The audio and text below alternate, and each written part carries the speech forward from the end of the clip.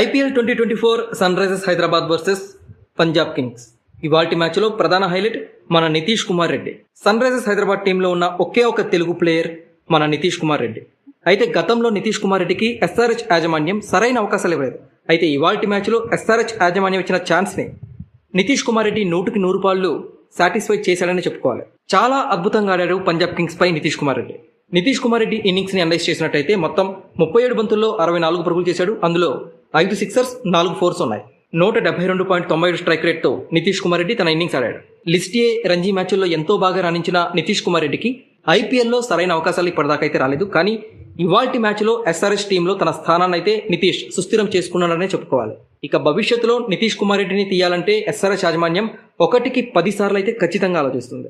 తన mark innings ఆడాడు. తన ఇంపాక్ట్, తాను ఎంతటి బలమైన ఆటగానో, ఎంతటి క్రూషియల్ ప్లేయర్నో ఎస్ఆర్హెచ్ యాజమాన్యానికి నితీష్ ఇవాళ చెప్పకనే చెప్పాడు. అండ్ నితీష్లో ఇంకొక మంచి విషయం ఏంటంటే అతను ఒక గొప్ప ఫీల్డర్ కూడా. సో ఓవరాల్ గా నితీష్ అటు బౌలింగ్, ఇటు బ్యాటింగ్, అటు ఫీల్డింగ్ 3 విభాగాల్లో కూడా కంప్లీట్ గా సాటిస్ఫై చేసే ఒక పర్ఫెక్ట్ ఆల్రౌండర్.